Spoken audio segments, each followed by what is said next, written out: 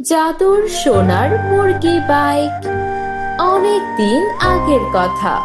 এক গ্রামে সামিয়া নামের এক মহিলা বাস করত। সে মনের দিক দিয়ে অনেক ভালো ছিল। আশেপাশের সকলের সাথে তার ভালো সম্পর্ক ছিল। তার বাড়ির পাশে একজন দরবেশ থাকতো।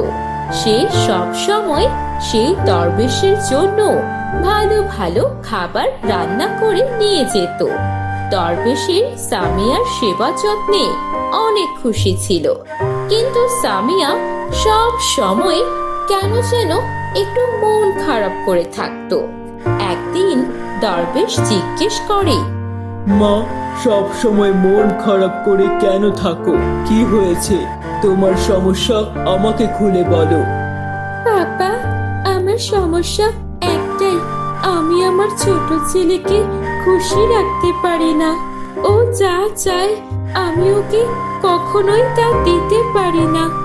সেদিন একটা বাইক চেয়েছিল, কিন্তু টাকার অভাবে আমি দিতে পারিনি।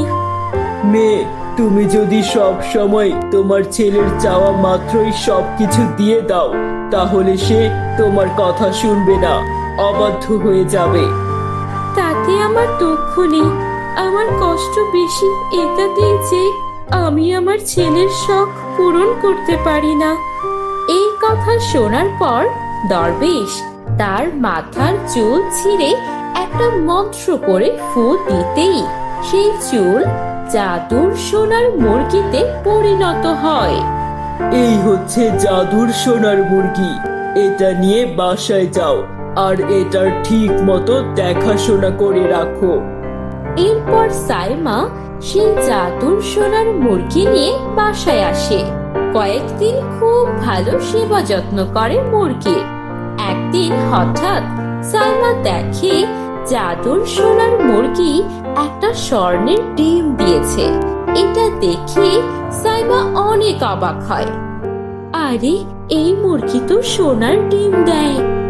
সোনার ডিম দেখে সাইমা অনেক খুশি হয়। সে সোনার ডিম বিক্রি করতে স্বর্ণকারের দোকানে যায়। আমি কিছু স্বর্ণ বেচবো। হ্যাঁ বোন, আমরা তো এর জন্যই দোকান দিয়েছি। দেখান দেখান কি বেচবেন। সাইমা স্বর্ণকারকে সোনার ডিম দেখায়। ডিম দেখে স্বর্ণকার অবাক হয়ে যায় আর জিজ্ঞেস করে, আরে, আপনি এই স্বর্ণের ডিম কোথায় পেয়েছেন? সাইমা সত্যি কথা বলে না, উল্টো ধমক দিয়ে বলে, তাতে আপনার কি? আপনি আমাকে টাকা দিন ব্যাস। স্বর্ণকার সাইমাকে টাকা দিয়ে দেয়। টাকা নিয়ে সাইমা বাড়ি চলে আসে।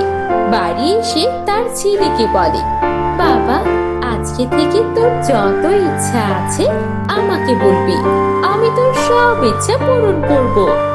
এই কথা শুনে সাইমার ছেলে বলে, মা, আমার সব বন্ধুদের কাছে খুব সুন্দর সুন্দর বাইক আছে, তুমি আমাকে একটা বাইক কিনে দাও না। এভাবেই সাইমা তার ছেলের ছোট বড় সব ইচ্ছা পূরণ করতে থাকে। এরপর একদিন সাইমা দেখে, যখন সোনার জাদুর মুরগি কুকুরুকু বলে ডাক দেয় সকাল বিকাল, তখন সেই শব্দের সাথে সাথে মুখ দিয়ে হিরে বের হয়। এটা দেখে সাইমা অনেক খুশি হয় আর মনে মনে বলে, আমার ভাগ্য খুলে গেছে রে, বাবা আমাকে অনেক সুন্দর একটা উপহার দিয়েছেন, ধন্যবাদ আপনাকে বাবা। এভাবেই দিন চলছিল। সোনার ডিম আর সেই মুরগির দেওয়া হিরে বিক্রি করে সাইমার কাছে অনেক টাকা চলে আসে। এরপর সাইমা ওর ছেলেকে একটা নতুন গাড়ি কিনে দেয়। সেই গাড়ি নিয়ে ওর ছেলে ঘুরতে বেরিয়ে পড়ে। সাইমা ফোন দিয়ে বলে, মা, আমি আজকে গাড়ি নিয়ে অনেক দূরে চলে এসেছি, আমার বাসায় আসতে একটু দেরি হবে। ঠিক আছে বাবা, সাবধানে থেকো। এই কথা বলে ফোন রাখতে না রাখতেই সাইমার ছেলের গাড়ি একটা গাছের সাথে ধাক্কা লেগে অ্যাক্সিডেন্ট করে। সাইমা মোবাইলে আওয়াজ শোনার পর কাঁদতে কাঁদতে বাড়ি থেকে বের হয়ে দৌড়ে সেই জায়গায় যেতে চায়। তার পেছনে সেই জাদুর সোনার মুরগিও আসতে থাকে। হে উপরওয়ালা, আমার ছেলেকে রক্ষা করো, আমার ছেলের যেন কিছু না হয়। এভাবে কাঁদতে কাঁদতে সাইমা দৌড়াতে থাকে। তখন সোনার জাদুর মুরগি সামনে এসে বলে, কি হয়েছে তোমার? তুমি এভাবে কাঁদছো কেন? আমাকে বলো। তুমি কথা বলতে পারো? হ্যাঁ, আমি কথা বলতে পারি। এখন বলো তোমার সমস্যার কথা। আমি জাদুর মুরগি, আমি সব করতে পারি। তাহলে তুমি আমাকে জলদি আমার ছেলের কাছে নিয়ে চলো, আমার ছেলের অ্যাক্সিডেন্ট হয়েছে। আচ্ছা ঠিক আছে। এই বলে সোনার জাদুর মুরগি তার পাগুলোকে টায়ারে পরিণত করে, আর সে বিশাল একটা বাইকে পরিণত হয়ে যায়। এরপর বলে, এই তুমি আমার উপরে চলে আসো, আমি তোমাকে জলদি তোমার ছেলের কাছে নিয়ে যাব। সাইমা সেই সোনার মুরগির ওপর চড়ে বসে, আর সোনার মুরগি রাস্তা দিয়ে বাইকের মতো চলতে থাকে। আশেপাশের লোকজন দেখে অনেক অবাক হয় আর বলতে থাকে, আরে এটা কি সোনার মুরগি নাকি বাইক? হ্যাঁ এটা মুরগি, কিন্তু এই মুরগি রাস্তায় বাইকের মতো চলছে কিভাবে? অবাক করা বিষয়। কিছুক্ষণ পর সোনার মুরগি হাসপাতালের সামনে চলে আসে। যাও তুমি তোমার ছেলেকে দেখে আসো। সাইমা কাঁদতে কাঁদতে হাসপাতালে চলে যায়। এরপর সোনার মুরগি একটা সাদা ধোঁয়া উৎপন্ন করে আর বলে, আমাকে যারা আজকে রাস্তায় যেতে দেখেছে বাইক হিসেবে, তাদের সকলের স্মৃতিশক্তি মুছে দাও।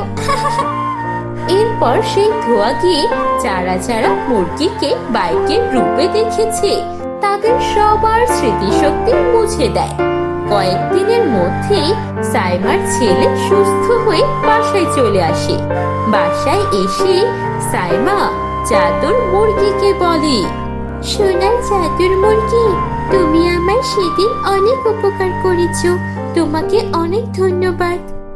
দরবেশ বাবা তোমার এই ভালো ব্যবহার দেখে আমার মতো জাদুর মুরগি তোমাকে উপহার দিয়েছে, আর তুমি আমার অনেক সেবা যত্ন করেছো, আমি তো তোমাকে সাহায্য করবই। এর মধ্যে মুরগি কুকুরুকু বলে, আর অনেকগুলো হিরে ওর মুখ থেকে বের হয়। পাশে দাঁড়িয়ে থেকে সাইমার ছেলে সব দেখে ফেলে।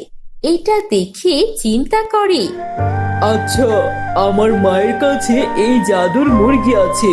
এই জাদুর মুরগির জন্য আমার মা আমার সব আশা পূরণ করতে পারছে। আমার কাছে যদি এই মুরগি থাকে, তাহলে আমি আমার মায়ের কাছ থেকে চাওয়া ছাড়াই যখন যা খুশি কিনতে পারবো। এভাবে একদিন সুযোগ বুঝে সে দেখতে পায় যে সাইমা ঘুমিয়ে আছে, আর সোনার মুরগি একটা সোনার ডিম দিয়েছে। সে লোভে পড়ে গিয়ে সেই সোনার ডিমটা নিতে চায়। তখন মুরগিটা বলে, আমার সোনার ডিমে শুধুমাত্র তোমার মায়ের অধিকার আছে, তুমি এটাতে হাত দিতে এসো না। আরে মুরগি দেখি বলতেও পারে। ঠিক আছে, এখন বেশি বকবক করিস না, আমি এখন তোর ডিম নিয়ে বিক্রি করব। আর শোন, মাকে কিছু বলবি না, একদম চুপ থাকবি। এই কথা শুনে সোনার মুরগির অনেক রাগ হয়, আর সে তার মুখ থেকে বিদ্যুতের শক ছাড়তে থাকে। সেই বিদ্যুতের শকে সে চিৎকার করতে থাকে, মা, মা বাঁচাও, আমাকে বাঁচাও। সাইমা এই আওয়াজ শুনে দৌড়ে আসে আর সোনার মুরগির কাছে আবেদন করে বলে, আমার এই অবুঝ ছেলেটাকে মাফ করে দাও সোনার মুরগি, আমি ওর হয়ে তোমার কাছে ক্ষমা চাইছি। সাইমার এই কথা শুনে মুরগি বিদ্যুৎ বের করা বন্ধ করে দেয়, আর সাইমার ছেলে নিজের ভুল বুঝতে পেরে মুরগির কাছে ক্ষমা চায়। আমাকে ক্ষমা করে দাও সোনার মুরগি, আমি এখন থেকে তোমার দেখাশোনা করব, আর কখনো এরকম লোভে পড়বো না। এরপর সাইমা আর তার ছেলে সোনার মুরগির দেওয়া সোনার ডিম ও হিরে বিক্রি করে সুখে শান্তিতে বাস করতে থাকে। তো বন্ধুরা, কেমন লাগলো তোমাদের আজকের গল্পটি? ভালো লাগলে একটা লাইক করো আর আমাদের চ্যানেল থেকে সাবস্ক্রাইব করতে ভুলো না যেন। দেখা হবে পরের কোনো জাদুর গল্পে। বাই।